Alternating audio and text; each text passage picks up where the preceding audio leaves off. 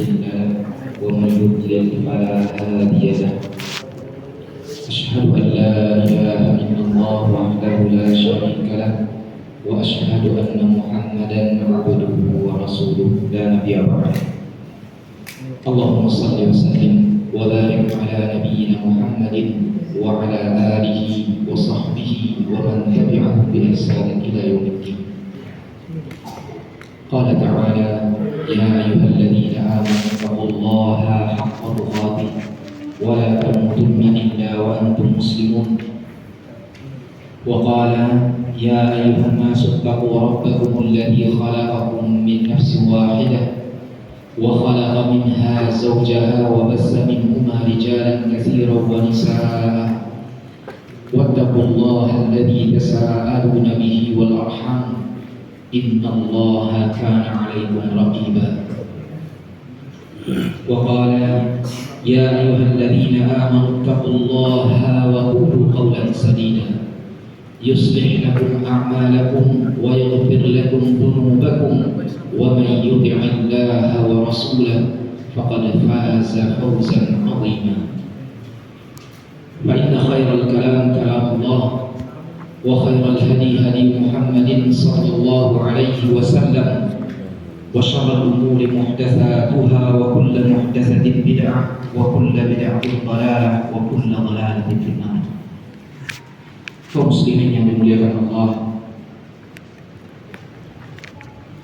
segala puji dan puji syukur hanya milik Allah Subhanahu wa taala atas limpahan rahmat dan karunia-Nya kepada kita semua. Hingga malam hari ini kita masih bisa berkumpul di salah satu rumah dari rumah-rumah Allah Subhanahu wa taala untuk melaksanakan kewajiban kita selaku hamba-Nya. Kemudian kita sempatkan diri kita untuk duduk di majelis ilmu dalam rangka ketaatan kepada Allah Subhanahu wa taala, untuk mempelajari agama kita, untuk mempelajari Al-Quran dan juga sunnah Nabi Muhammad sallallahu alaihi wasallam. Mudah-mudahan sesuai dengan janji Nabi Muhammad sallallahu alaihi wasallam untuk kita semua. Man salaka tariqan yaltamisu fihi 'ilma sahalallahu lahu bihi tariqan ilal jannah. Barang siapa menempuh satu jalan yang tujuannya di jalan tersebut adalah menuntut ilmu, maka Allah Subhanahu wa taala akan mudahkan baginya jalan menuju surga. Amin ya rabbal alamin. Kemudian salawat serta salam kita ucapkan dan kita terus memperbanyak salawat tersebut atas baginda Rasulullah sallallahu alaihi wasallam, atas keluarganya, atas sahabatnya, atas para tabi'in dan tabi'in dan semua orang yang mengikuti jejak mereka sampai hari kiamat. Mudah-mudahan kita pun mendapatkan balasan daripada salawat tersebut sesuai dengan janji Allah Subhanahu wa taala. Barang siapa yang bersalawat atas Nabi Muhammad sallallahu alaihi wasallam satu salawat, maka Allah Subhanahu wa taala akan membalas 10 salawat atasnya. Dan mudah-mudahan dengan salawat ini kita juga mendapatkan syafaat dari baginda Rasulullah sallallahu alaihi wasallam kelak di akhirat. Amin ya rabbal alamin. Kaum muslimin yang dimuliakan Allah, di malam hari ini kita lanjutkan pembahasan kita dari kitab Mulakhas fi Syarh Kitab At-Tauhid. Dan malam ini kita akan membahas bab tentang perdukunan, para peramal dan lain sebagainya yang semisal dengan itu. Yang dulu kita pernah membahas sekilas tentang perdukunan tersebut, tentang peramal tersebut, yang mana apabila dia mengaku mengetahui perkara yang ghaib, maka dia jatuh kepada kekufuran dan kesyirikan. Nah sekarang pembahasannya lebih kepada yang mendatanginya.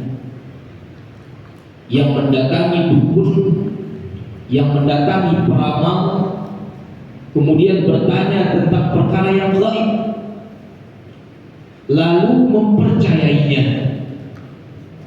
Maka di sini juga termasuk kepada kekufuran, bahkan konsekuensinya sangat berat sekali. Sebagaimana ada dalam hadis yang diriwayatkan oleh Imam Muslim dalam Sahih Muslim dari sebagian istri Nabi Sallallahu Alaihi Wasallam, dari Hafsah Ummul Mukminin, dari Nabi Sallallahu Alaihi Wasallam bersabda, "Man ata arrafan fasa'alahu an syai'in fasaddaqahu lam tuqbal lahu salatun arba'ina yawman." Barang siapa yang mendatangi peramal, dukun, kemudian dia bertanya tentang sesuatu perkara yang gaib,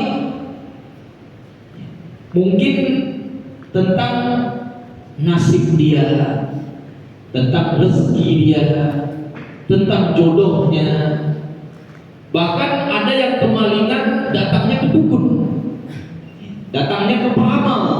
Siapa yang maling, di mana posisinya, kemudian diramalkanlah dengan mengaku mengetahui perkara yang gaib.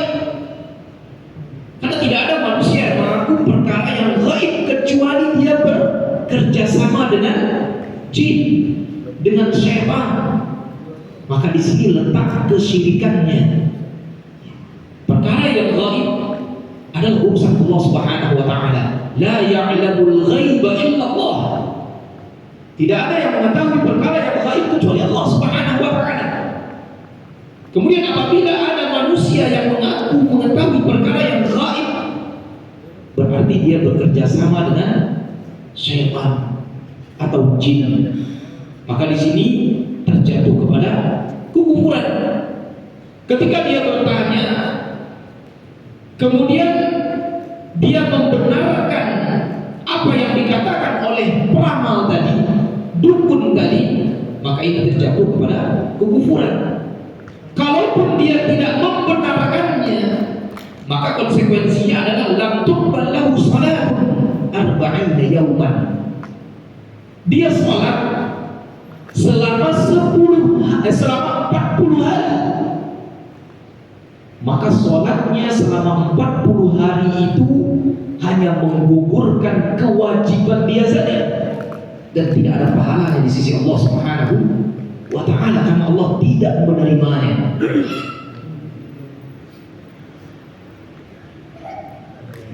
Jadi dari hadis ini Rasulullah Sallallahu Alaihi Wasallam menjelaskan tentang wa'id, sebuah ancaman yang keras bagi seseorang yang mendatangi dukun, mendatangi peramal, kemudian dia bertanya tentang sesuatu perkara yang gaib. Maka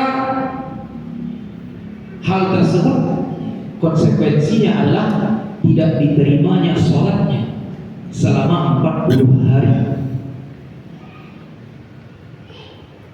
Kemudian juga di dalam hadis dari Abu Hurairah radhiyallahu anhu, dari Nabi Sallallahu Alaihi Wasallam yang diriwayatkan oleh Imam Abu Dawud dan juga Imam Ahmad, Rasulullah Sallallahu Alaihi Wasallam bersabda, "Man ata kahinan fasaddaqahu bima yaqul faqad kafara bima unzila ala Muhammadin sallallahu alaihi wasallam."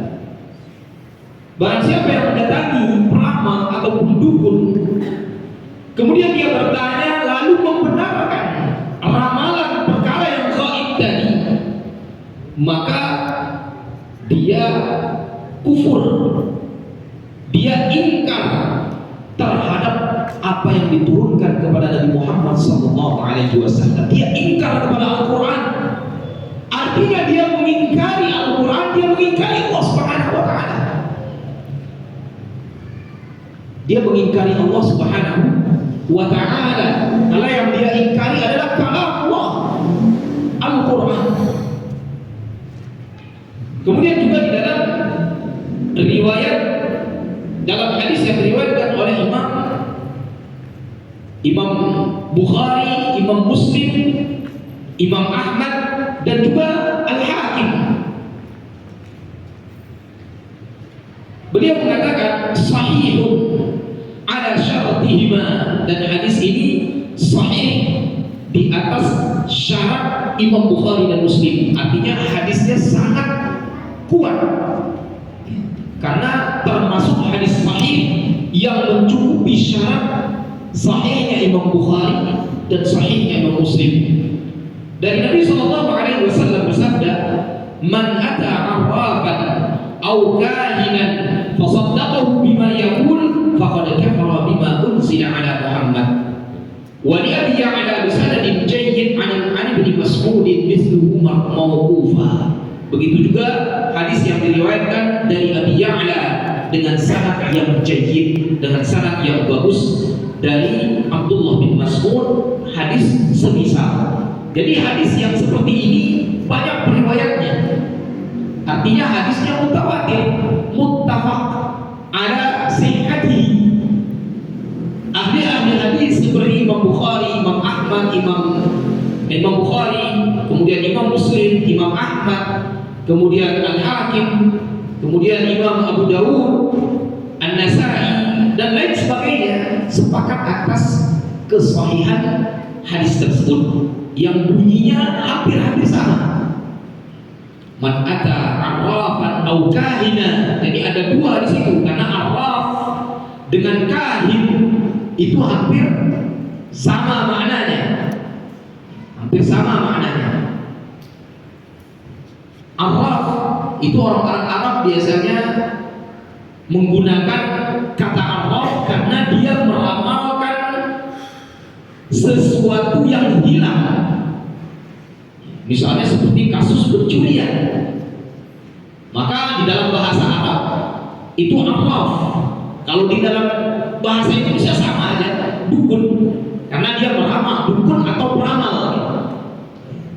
Begitu juga dengan kahin. Dengan kahin, yaitu orang yang mengaku mengetahui perkara yang gaib. Itu kahin. Kemudian dia meramalkan perkara yang gaib tersebut, yang biasanya sering ditanya itu adalah nasib, rezeki, jodoh, usia, ya, panjang umur atau pendek umurnya. Ini yang biasa ditanyakan. Maka ini tergolongnya kahin. Maka di dalam hadis ini siapapun yang mendatangi keduanya, kemudian dia bertanya dan membenarkan apa yang dikatakan oleh kahin tersebut, maka sungguh dia telah ingkar terhadap apa yang diturunkan kepada Nabi Muhammad SAW.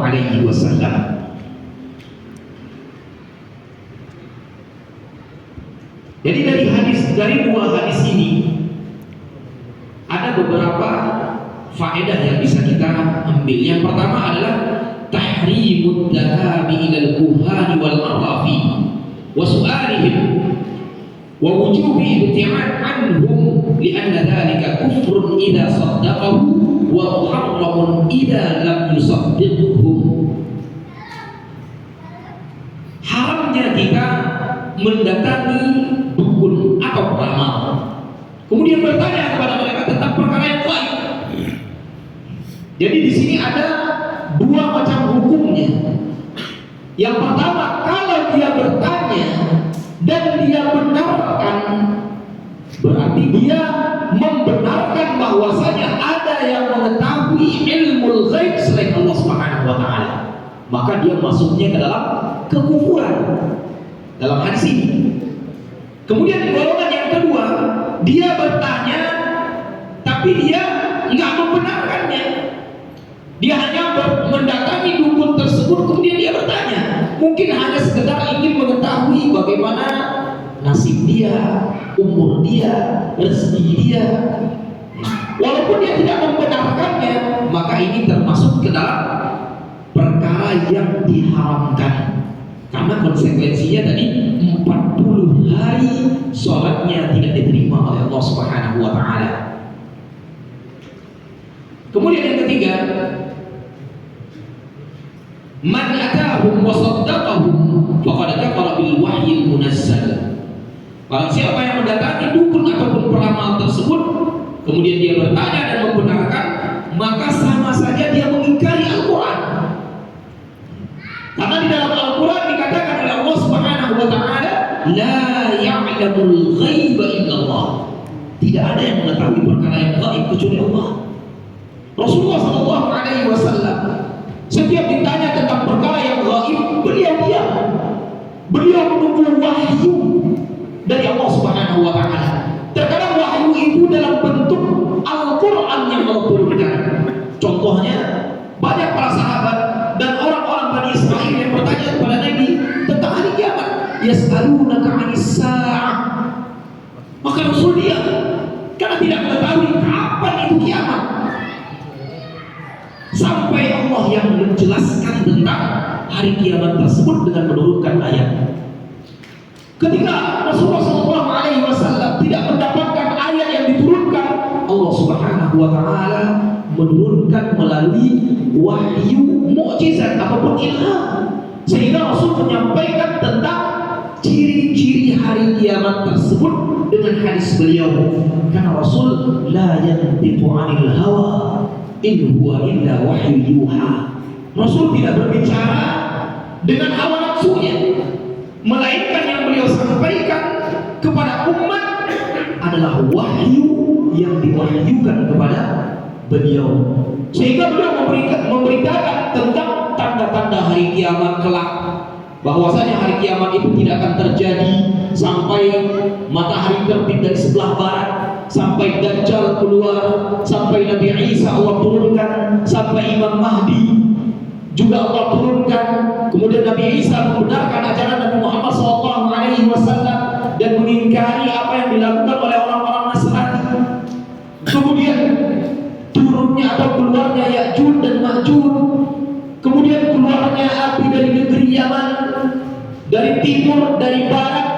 Kemudian banyaknya terjadi zalazil, gempa bumi yang berkesinambungan. Kemudian terjadinya khasaf atau amblasnya bumi terbuat, sehingga terjadi lubang yang sangat besar di timur, di barat, dan juga di negeri Yaman, sehingga dari situlah keluar api yang besar. Ini adalah tanda-tanda hari kiamat yang dijelaskan oleh Nabi SAW di dalam hadis beliau, dan beliau tidak berbicara dengan hawa nafsunya. Semuanya adalah wahyu dari Allah Subhanahu wa taala. Ini seorang nabi, apalagi manusia biasa yang tidak mendapatkan wahyu, tidak mendapatkan ilham, tidak mendapatkan mukjizat dari Allah Subhanahu wa taala. Kemudian dia mengaku mengetahui perkara yang gaib, maka dari mana datangnya? Tidak lain dan tidak bukan kecuali dari jin dan syaitan. Karena kerjanya jin dan syaitan itu adalah yastariquna as-sama'. Mereka juga diberikan oleh Allah Subhanahu wa taala kemampuan untuk terbang ke langit. Bahkan dulu sebelum zaman Nabi Muhammad SAW, sebelum Nabi diutus, sebelum Al-Quran diturunkan, mereka punya maqa'id, tempat-tempat duduk di langit, sebagaimana dijelaskan oleh Allah Subhanahu wa taala di dalam surah Al-Jin. Pengakuan daripada jin itu sendiri bahwasanya mereka punya maqa'id, tempat-tempat duduk di langit, karena mereka bisa terbang ke langit dan turun ke bumi. Untuk apa tempat-tempat duduk tersebut? Yastariquna as-sama'. Pekerjaan mereka adalah mencuri-curi rahasia langit. Kemudian satu mereka ketahui, mereka sampaikan 99 kebohongan kepada sekutu mereka dari kalangan manusia, yaitu kahin dan arwah. Sehingga terkadang apa yang diramalkan oleh dukun itu benar terjadi. Itulah satu kebenaran yang dicuri oleh jin dan syaitan tadi. Akan tetapi 99 kebohongan itu yang mereka sampaikan. Maka kalau ada dukun meramalkan tentang kekayaan, kenapa dia tidak kaya-kaya? Kenapa dukun tersebut tidak pernah kaya? Karena dia tidak mengetahui perkara yang gaib, kecuali satu yang dicuri-curi oleh syaitan dan jin kebohongan. Maka oleh sebab itu Rasulullah SAW menjelaskan di dalam hadis ini, apabila seseorang mendatangi dukun, peramal, kemudian dia bertanya, dia benarkan, maka jatuh kepada kekufuran. Dia tidak benarkan, maka dia melakukan sebuah dosa yang besar yang diharamkan oleh Allah Subhanahu wa taala, yang konsekuensinya adalah tidak diterimanya salat selama 40 hari. Kemudian hadis yang lain yang diriwayatkan oleh Imam Al-Bazzar bi isnadin jayyid dari Imran bin Husain radhiyallahu anhu, Rasulullah sallallahu alaihi wasallam mengatakan, "Laisa minna man tatayyara aw tutayyara lah aw takahhana aw tukuhhina lah aw sahara aw suhira lah." Kemudian potongan yang terakhir itu sama dengan yang tadi diriwayatkan oleh Imam Bukhari dan Muslim, "Wa man ata kahinan fasaddaqahu bima yaqul faqad kafara bima unzila ala Muhammad." Di sini ada 3 macamnya yang Rasulullah SAW mengatakan ketiga-tiga golongan tersebut keluar dari umat Nabi Muhammad SAW. Yang pertama adalah orang yang tatayyur, ini pelakunya, yang meramalkan sesuatu menggunakan burung terkadang. Tapi kalau sekarang bentuk ramalan bukan hanya burung saja. Kalau dulu di zaman orang tua kita mungkin yang sering itu burung, kadang burung gagak misalnya, atau burung hantu misalnya. Ketika datang hingga dekat rumah seseorang atau hingga ke tempat yang sepi, maka mereka meramalkan sesuatu sehingga sampai membuat langkah mereka terhenti. Nah, ini yang namanya tatayyur. Ketika dia ingin berjalan, berangkat ke suatu amalan, misalnya ibadah atau pekerjaan, kemudian dia melihat ada jenis-jenis burung yang mereka anggap itu sebuah amalan. Wah, kalau ada ini, wah, gak jadi keluar. Akhirnya dia tidak jadi melakukan kegiatannya karena dia percaya dengan tatayyur tadi. Terkadang juga dengan kartu, ya, dengan kartu, dengan nama, dengan bulan dan lain sebagainya. Maka Rasulullah SAW mengatakan, "Laisa minna," keluar dari golongan kami. Atau yang kedua adalah orang yang mendatangi peramal tadi dan dia minta untuk diramalkan. Jadi peramalnya atau dukunnya atau orang yang mendatangi dan minta untuk diramalkan, ini juga dosanya besar. Kemudian yang kedua, takahhana au tukuhhina lahu, yang meramal sama tadi dukun juga, ya, karena banyak benda-benda yang mereka gunakan untuk meramal. Bedanya hanya tatayyur itu lebih banyak mereka gunakan burung. Tapi kalau dukun banyak alat-alatnya, terkadang air di dalam bejana, kemudian mereka macam-macam lah kerjanya.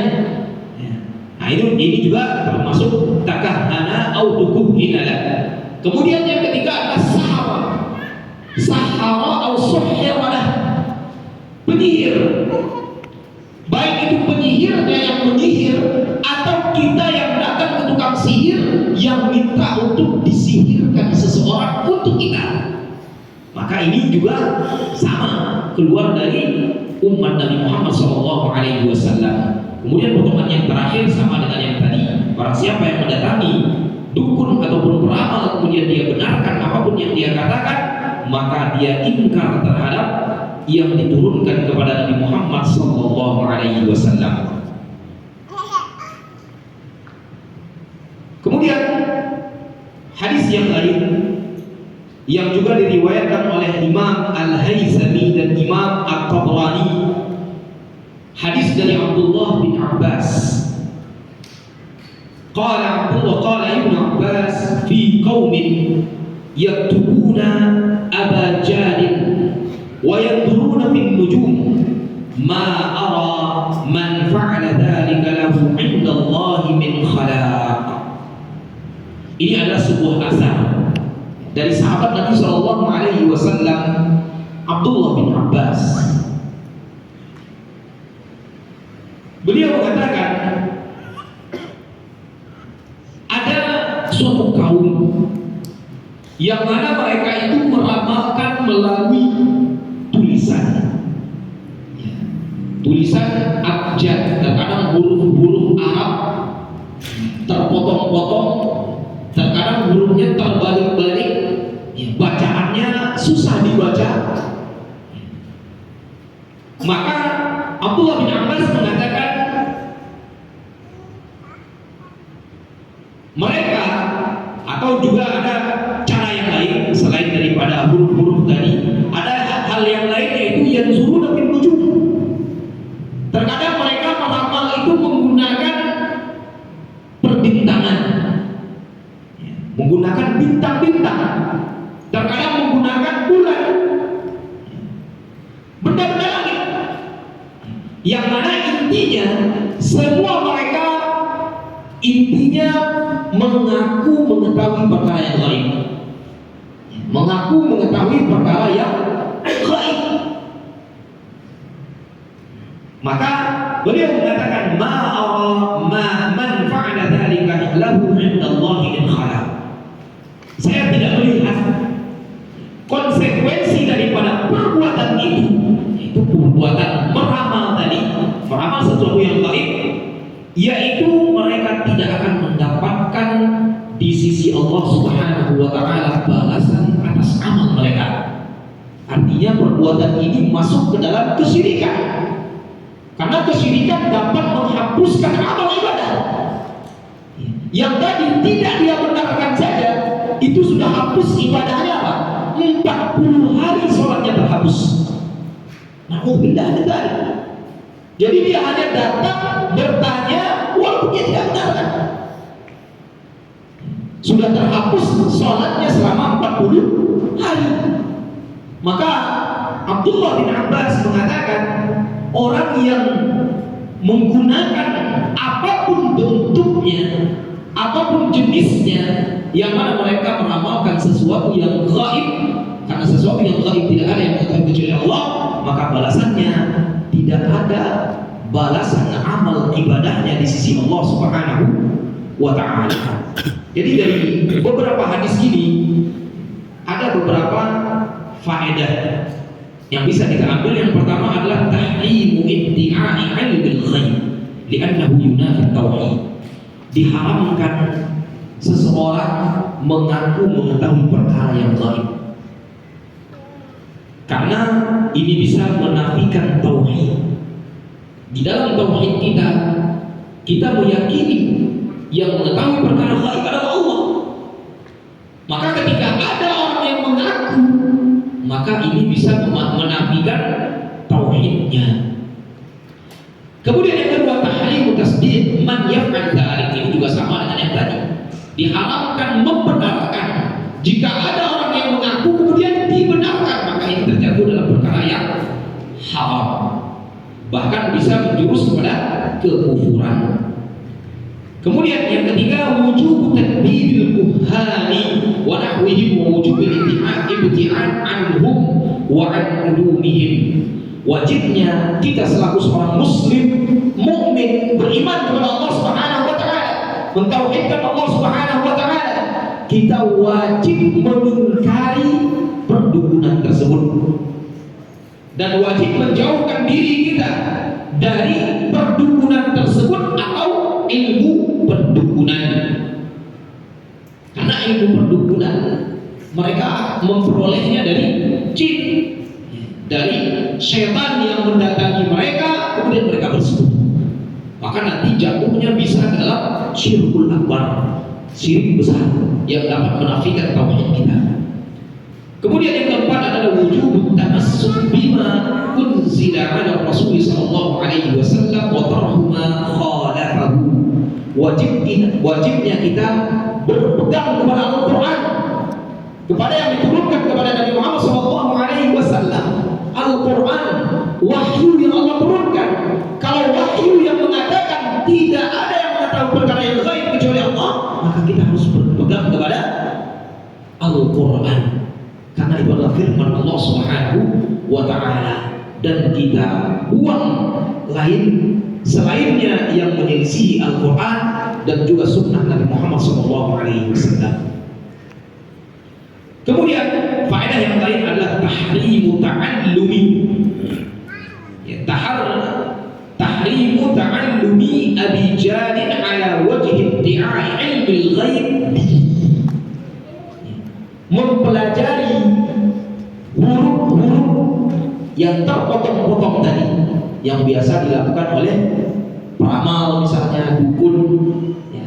Maka mempelajari ilmu tersebut kalau tujuannya adalah ingin mengetahui perkara yang gaib, maka di sini masuk ke dalam kekufuran, diharamkan oleh Allah Subhanahu wa Ta'ala, karena ini bisa menafikan tauhid. Adapun amma ta'allumuha litahajji wa hisabil jumali fala ba'sa bih.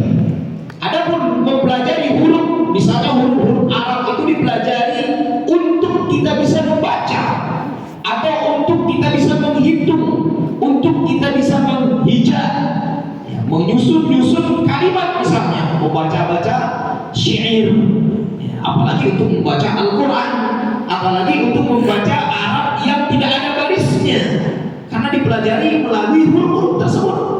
Maka di sini terhitung tidak mengapa, la ba'sa bihi, perkara yang dibolehkan. Tapi kalau tujuannya tadi ingin mengetahui perkara yang gaib, nah disinilah jatuh kepada perkara keharaman. Kemudian yang selanjutnya adalah tahrimut tanjim, li'annahu wasilatun ila asyirki billahi ta'ala.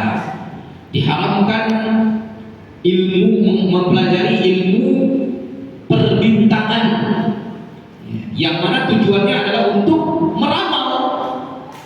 Maka ini diharamkan karena ini adalah wasilah menuju kesyirikan, karena ujung-ujungnya pasti kesyirikan. Pasti kita nanti akan meramal sesuatu yang gaib sehingga jatuh ke dalam kesyirikan. Kemudian yang terakhir, adabul iltirar bima yuktahu ahlul batil min ma'arifihim wa ulumihim li'anna dhalika min babil istidraj lahum. Jangan kita sampai tertipu dengan sesuatu yang didatangkan oleh ahlul batil. Misalnya dukun tadi, peramal tadi, terkadang benar amalannya, maka kita jangan sampai tertipu. Terkadang pengetahuan mereka sesuatu yang gaib kemudian diteliti ke sana, misalnya perkara yang jauh mungkin diteliti, oh ternyata benar, maka kita jangan sampai tertipu, karena yang semua itu adalah kerjasama dengan jin dan syaitan. Dan ini kenapa mereka dibenar, kenapa apa yang mereka katakan ternyata benar, ini adalah bab al-istidraj lahum, yaitu Allah Subhanahu wa Ta'ala membuat mereka itu tetap di dalam kesyirikannya, sehingga mereka bangga dengan apa yang mereka ramalkan. Oh ternyata dukun itu, peramal itu benar. Nah ini adalah istidraj, sehingga orang akan terus mendatanginya dan dia tidak taubat dari perbuatannya. Ini adalah istidraj, dia jauh daripada taubat. Allah Subhanahu wa Ta'ala membuat dia itu luput di dalam kesyirikannya. Maka ini sesuatu yang terkadang terjadi, sebagaimana tadi yang kita sebutkan di dalam surah Al-Jin, karena memang jin tersebut diberi kekuasaan oleh Allah Subhanahu wa Ta'ala. Syaitan tersebut diberi kekuasaan, bahkan dulu mereka adalah penduduk surga. Allah turunkan ke bumi, kemudian dia masih memiliki kemampuan untuk terbang, merubah wujudnya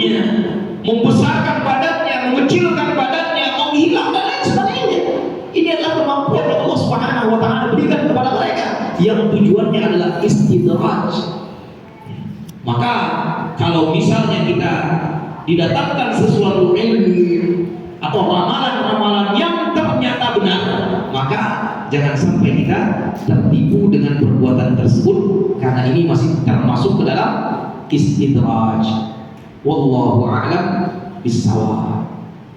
Insyaallah nanti akan kita lanjutkan bab yang baru yang berkaitan dengan nusrah. Ya, ini juga masih mirip-mirip, masih mirip-mirip dengan perdukunan, ramalan, tukang sihir, karena nusrah ini juga berkaitan dengan atau bekerja sama dengan syaitan. Yang biasanya nusrah ini kita sampaikan mukaddimahnya, yaitu ada seseorang yang terkena sihir, misalnya gangguan jin, yang mana jin itu memang dikirim oleh tukang sihir, kemudian kita lawan lagi dengan sihir. Jadi kita mengobati orang yang tersihir dengan sihir lagi.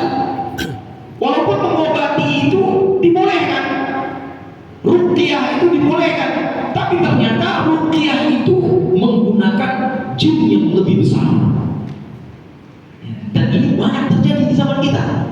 Maka ini termasuk dalam nusrah. Dan juga di dalam hadis ini, di dalam hadis Nabi dikatakan ini perbuatan yang diharamkan karena bekerja sama dengan jin dan syaitan. Wallahu a'lam bissawab.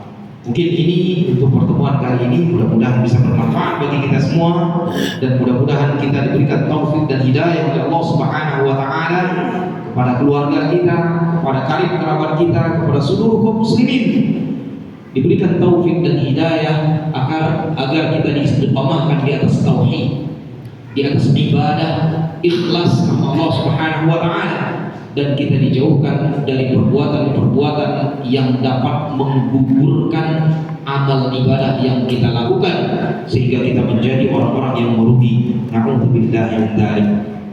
Ini saja. Subhanallah wa bihamdika, asyhadu an la ilaha illa anta, astaghfiruka wa atubu ilaik. Assalamualaikum warahmatullahi wabarakatuh.